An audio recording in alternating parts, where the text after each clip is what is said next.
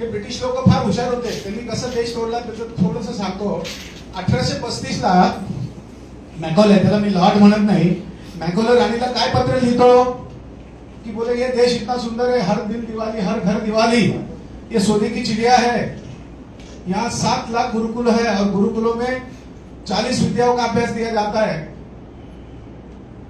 और 1868 पर्यंत जगाला माहिती नव्हतं की कसं हिऱ्यावरती तराशा जाता है या सोने चांदी पे कैसा काम होता है.